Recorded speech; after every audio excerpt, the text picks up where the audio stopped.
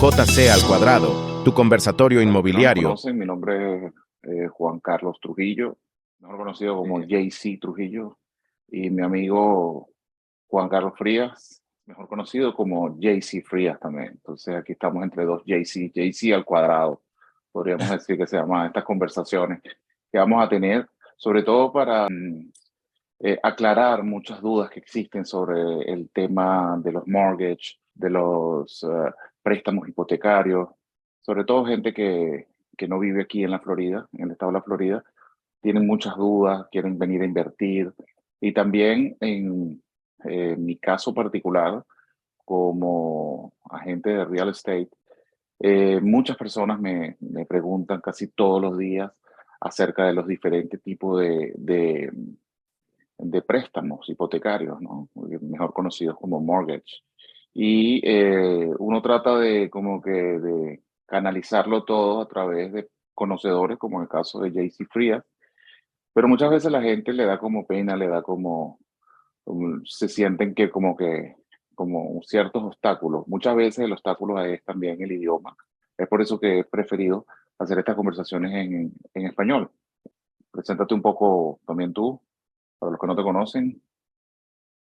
Perfecto, mi nombre es Juan Carlos Frías, como dijo JC, me conocen como JC Frías o JC Norcom.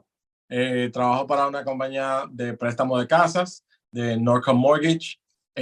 Básicamente tengo más de 17 años de experiencia en banco. He trabajado con bancos como el Banco de América, Wells Fargo, Citibank y ahora obviamente en una casa de préstamos de una compañía de préstamo de casas como Norcom. So sí, es un poco de mí y es realmente la realidad. Hay tanta información en el social media y en las redes sociales que básicamente uno no sabe a quién creerle, ¿verdad? Y estamos aquí un poco para aclarar más el tema de lo que está pasando en el mercado, lo que está pasando con los intereses y los programas de préstamos. Y exclusivamente hoy vamos a hablar, creo, de los cambios que han habido recientemente sobre los créditos, ¿verdad? Personas de buen crédito recibiendo menos beneficios que personas con bajo crédito. Sí. Me gustaría aclarar también un poco para que la gente que no es conocedora, existen muchos tipos de créditos hipotecarios, pero vamos a hablar uno hoy que es quizás es uno de los más beneficiosos y quizás el menos aprovechado para mi punto de vista, sobre todo para los que van a comprar su casa, su residencia, por primera vez, que son los FHA, porque los más comunes son los que llaman conventional, pero creo, y bueno, tú siempre me lo has dicho en previas conversaciones y como estamos en la industria lo sabemos también, que existen tantas opciones disponibles. Entonces, quisiera que nos hablaras también un poco más acerca de eso, de los diferentes, o por lo menos los más comunes, loans que existen. Pues vamos a comenzar por ahí entonces. Perfecto. Sí, sí. Qué introducción. So, como acabaste de decir, hay muchos diferentes programas de préstamos de casa. Los más conocidos vienen siendo los préstamos convencionales y el FHA. El FHA es un préstamo gubernamental. So, es del gobierno, es promocionado y garantizado por el gobierno americano. En muchos casos, el programa FHA para primer comprador es uno de los más flexibles. ¿Por qué? Porque como es del gobierno, se concentra en ayudar a las personas con el crédito más bajo o también con menos down payment, o sea, inicial. Personas que tienen menos inicial, le puede funcionar el préstamo FHA, más puede tener errores, puede haber hecho errores en su reporte de crédito, donde el FHA lo va a considerar como quiera, cuando el préstamo convencional es un poco más estricto. necesita una puntuación de crédito más alta. Necesita tener en muchos casos, la solvencia económica va a ser más importante en el préstamo convencional. El FHA tiene más flexibilidades. Por eso, para un primer comprador que no ha tenido casa en el pasado, que no, a lo mejor no tiene tanta solvencia económica, tiene a lo mejor muchas deudas, va a ser más favorable utilizar el programa FHA porque el convencional puede ser más estricto. ¿Me deja entender? Sí. Bueno, específicamente salió una noticia que es quizás un poco confusa para los que no trabajamos en el área de los préstamos, ¿no? Ni en el área bancaria, que a partir de este mes de mayo salió aparentemente una nueva ley donde apoyaban a la gente con menos credit score a través del FHA. Eso, hay muchísima gente que, por ejemplo, mi experiencia última, he lidiado con ese tipo de clientes que están buscando rentas. Y cuando veo lo que están pagando por rentas aquí en el sur de la Florida, que están sumamente costosas. Por ejemplo, acabo de rentar una casa muy pequeña aquí en la ciudad de Boca Ratón, de 2 habitaciones y en $3,500. Es algo increíblemente caro para lo que era hasta hace poco.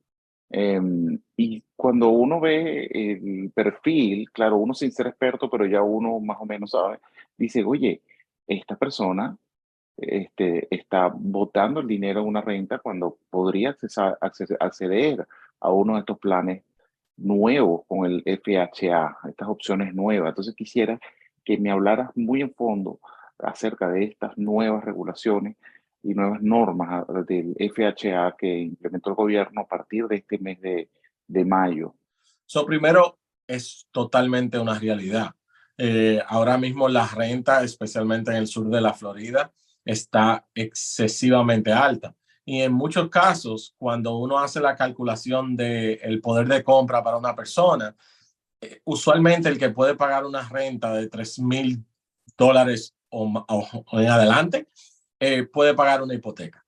Y es una calculación que hacemos todos los prestamistas de casas, que la conocen como debt to income, que es la deuda sobre el ingreso. Y es una calculación que básicamente determina si la persona puede o no puede pagar esa propiedad que planea o comprar, o el préstamo, si puede pagar el préstamo. Entonces, ¿qué pasa?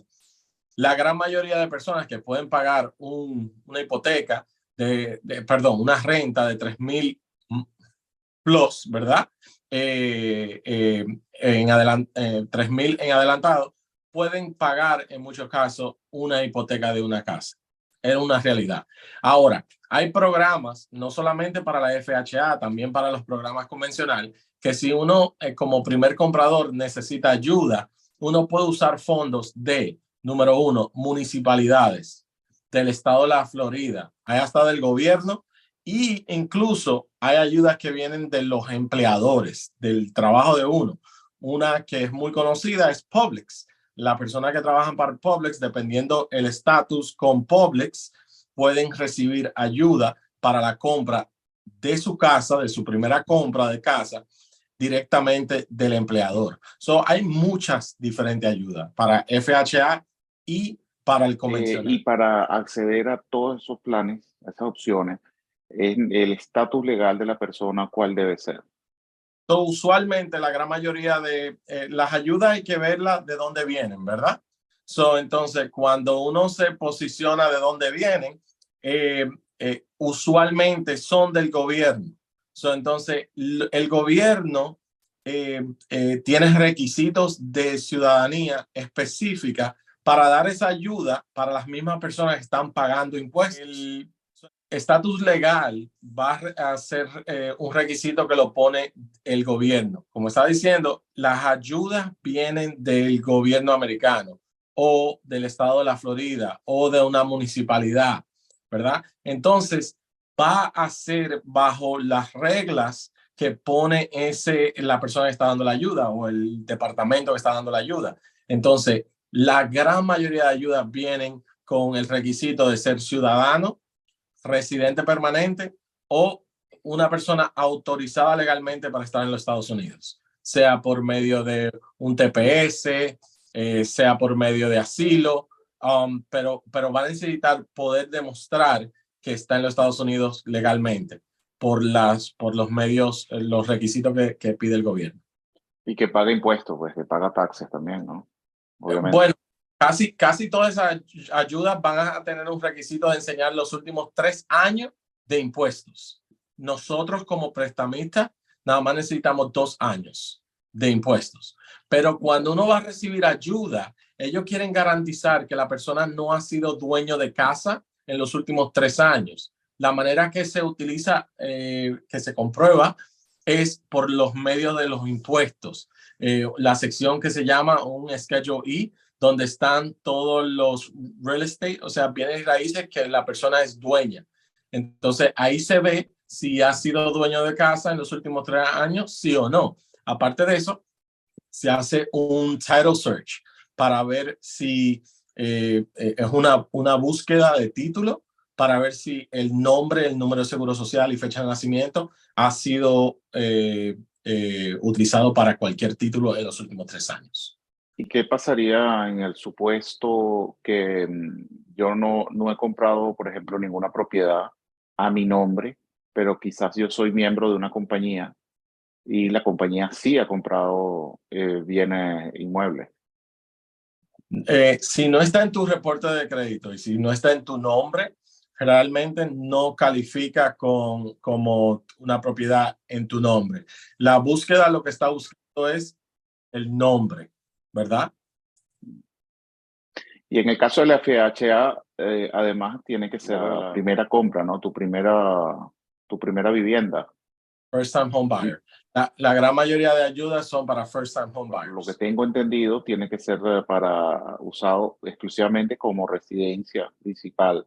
Lo que en inglés se le llama homestead, ¿no?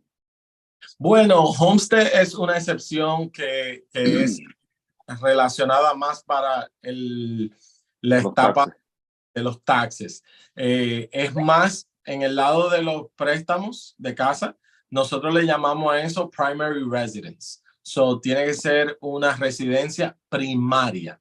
No puede ser una residencia donde tú vas a durar menos de 6 meses en el año viviendo.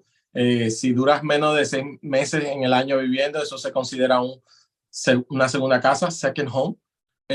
So, necesitas para considerar una casa primaria, tienes que durar la mayoría del año viviendo en esa casa como tu casa primaria, donde vas a recibir tus biles, vas a tener luz a tu nombre, todas las cosas van a ser información a tu nombre. So, tiene que ser una compra para una casa primaria. So, realmente en los últimos días ha habido mucha confusión con el tema de cómo le van a penalizar a las personas de alto crédito o de buen crédito, y que le va a costar más a esas personas que a una persona con mal crédito. Y han utilizado esa información o ese cambio como una manera para hacerlo un tema político, ¿verdad? Entonces, ¿qué termina pasando? Que se convierte de que Biden está penalizando al rico para darle al pobre. El síntoma de Robin Hood, ¿verdad? Sí. Que no es la realidad, no es lo que está pasando. Para poder entender este tema, hay que entender la historia de lo que ha pasado en el gobierno americano con el sistema de préstamos de casa. ¿Sí? So, voy a tratar de dar un resumen rápido de lo que ha estado pasando y por qué llegamos a donde estamos en el día de hoy. ¿Ok? So, en el 2008 hubo mucha dificultad en el tema de las propiedades, todos lo sabemos. Durante ese tiempo estábamos en la gran recesión, no la gran depresión, sino la gran recesión, donde muchas personas perdieron sus hogares, a muchos préstamos cayeron y descontroló el sistema de los Estados Unidos de la compra y venta de propiedades. Durante el verano del 2008, el gobierno americano tuvo que hacer lo que se llamó en ese tiempo bailouts, ¿verdad? Que la salvación, ¿verdad? No solamente para los bancos y grandes instituciones, pero también un bailout o una salvación para Fannie Mae y Freddie Mac. Fannie Mae y Freddie Mac son las dos compañías que administran la compra y venta de los préstamos a las compañías que hacen préstamos.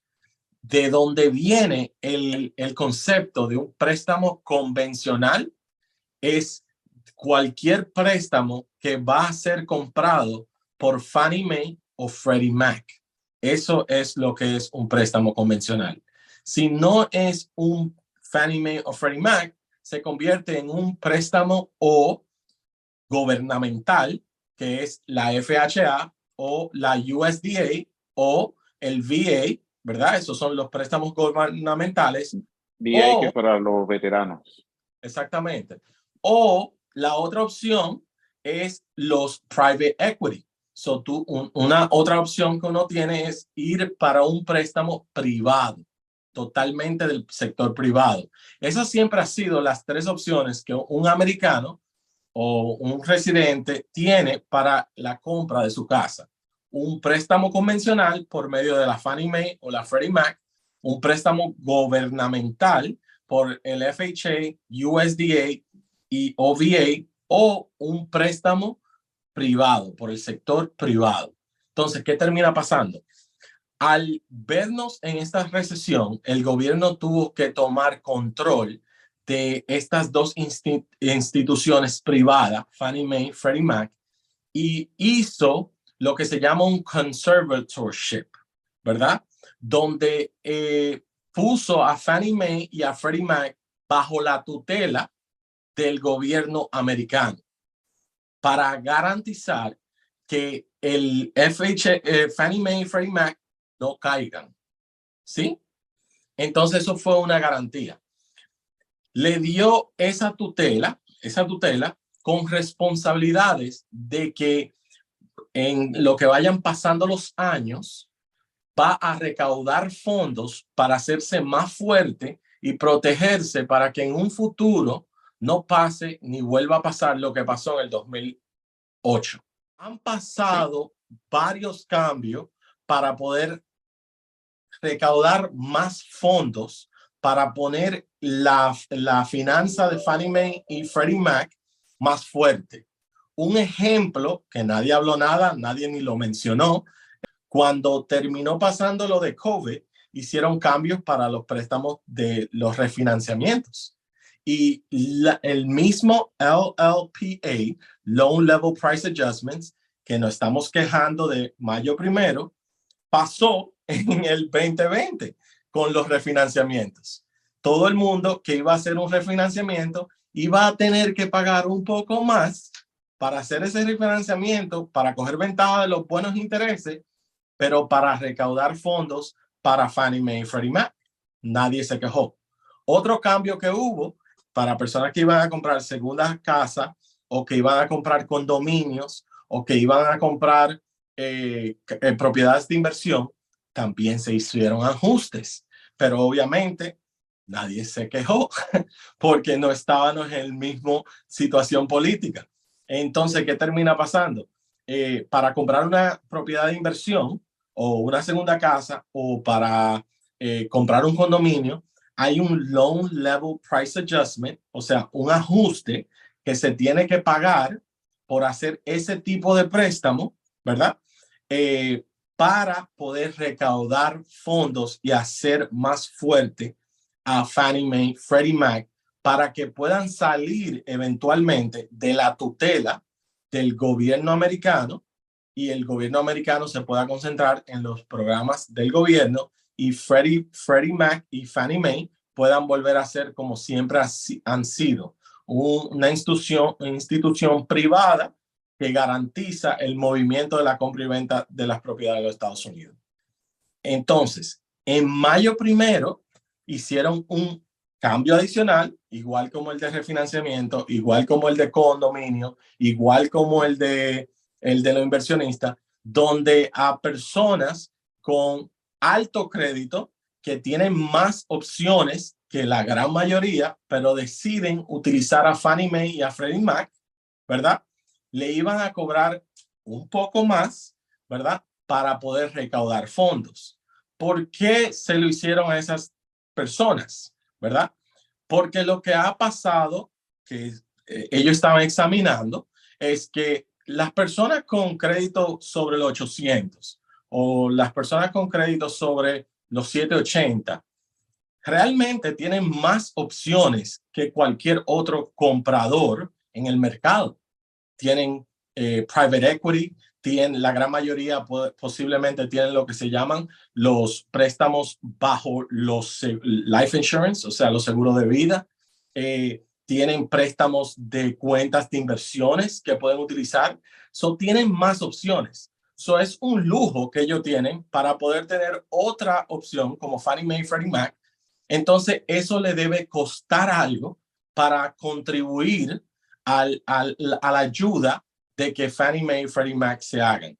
Ahora, cuando cambió, ¿verdad? Esa tutela está bajo de lo que se llama el conservatorship que estableció el gobierno americano para poder ayudar a Fannie Mae y a Freddie Mac.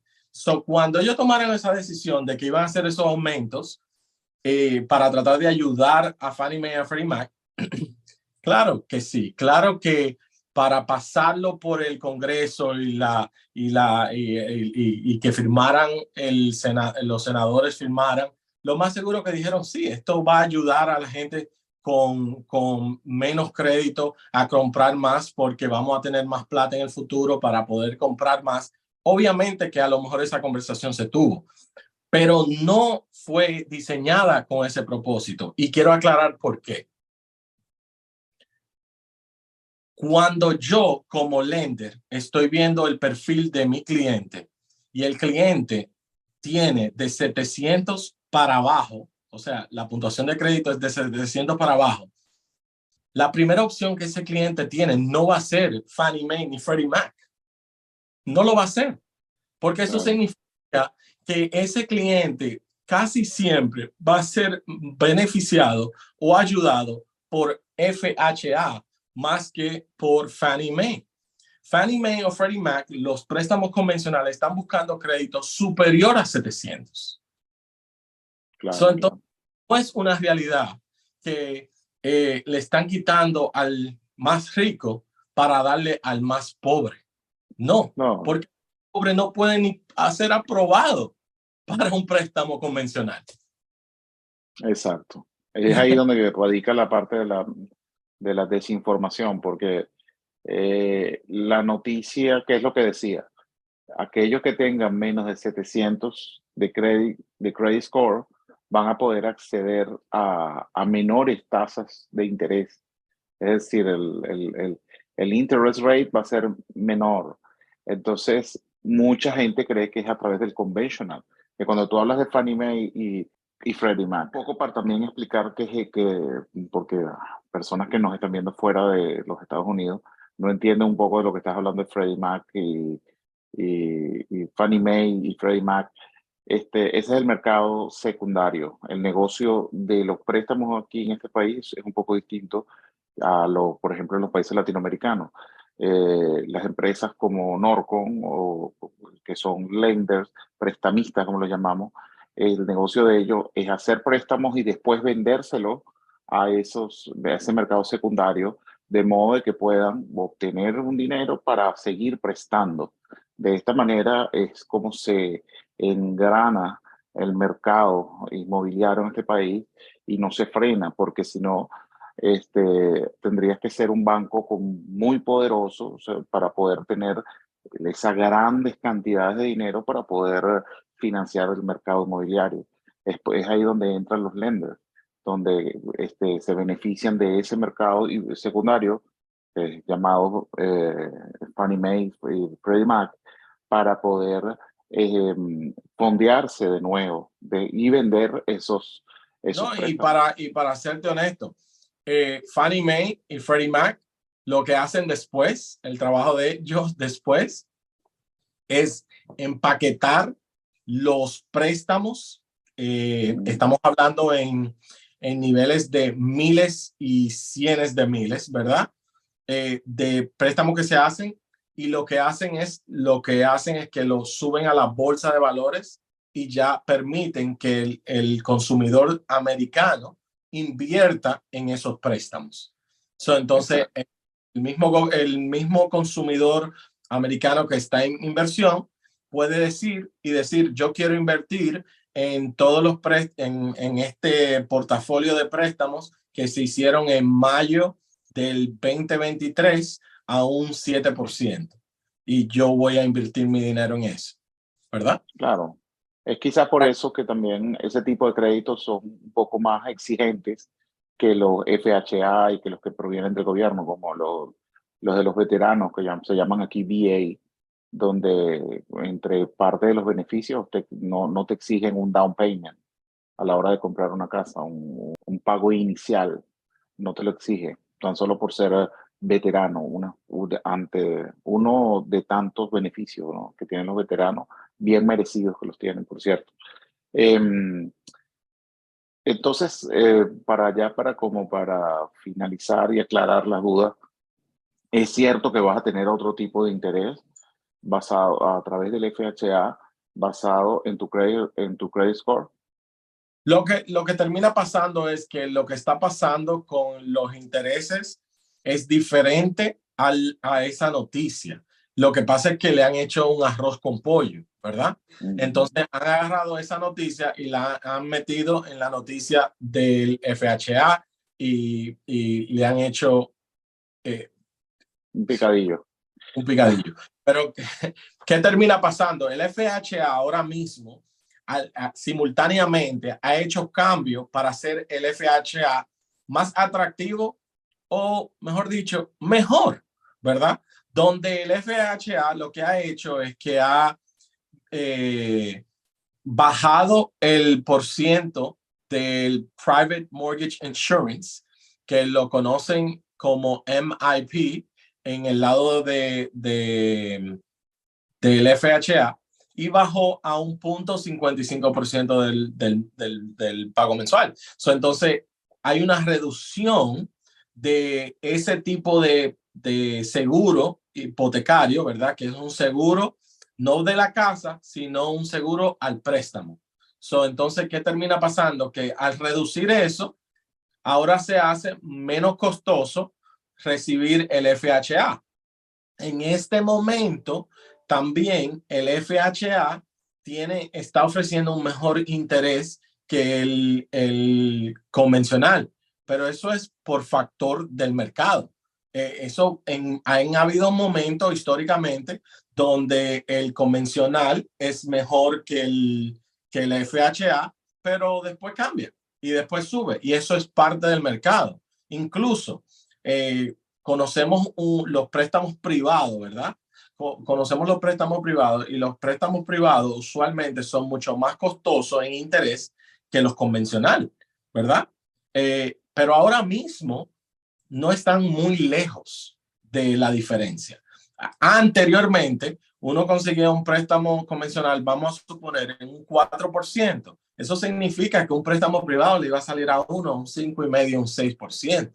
En el día de hoy, a una persona con buen crédito, yo fácil le consigo un préstamo convencional en 7%, que es el averaje ahora mismo actual, y el préstamo privado va a estar a lo mejor en 7.5, 7.75, que no es una gran diferencia. Obviamente, el préstamo privado va a tener otras responsabilidades en los gastos de cierre, que va a ser más costoso, un préstamo más costoso. Pero si hablamos del interés solamente, o sea, el interés del FHA, el interés del convencional, interés de un préstamo privado, ahora mismo están muy cerca todos, relativamente. Ok. Bueno, para finalizar, bueno, si desean más información, vamos a tener aquí en la descripción del video, vamos a tener nuestros contactos, nuestros puntos de contacto, También voy a publicar aquí en el link de Juan Carlos Frías, donde podrás hacer una evaluación de tu crédito totalmente gratuita, sin necesidad de ningún compromiso, para ver si califica o no para algún tipo de crédito, porque de repente usted ahí detrás de la pantalla piensa que no califica para un crédito y realmente sí califica y sigue pagando una renta, o está pensando en mudarse y cree que tiene que saltar de la renta actual que está pagando, que quizás en este momento es baja, y tiene que dar un brinco a una renta prácticamente impagable. Entonces, aquí en la descripción vamos a poner ese link para que le hagan una evaluación totalmente gratuita. La puede hacer incluso online, sin ningún tipo de compromiso, para ver si se puede hacer una preevaluación. Obviamente, una evaluación más exhaustivas es mejor hacerla a través del contacto personal con Juan Carlos Frías. Y en mi caso personal también va a estar mi contacto si necesitan algún tipo de asesoría en real estate aquí en el sur de la Florida. Bueno, tocayo, como decimos en Venezuela, muchísimas gracias por tu tiempo. Nos veremos la semana que viene para otro conversatorio acerca de este fascinante mundo del real estate y de los préstamos hipotecarios. ¿Ok? Me Muchísimas cuido gracias. siempre a ti.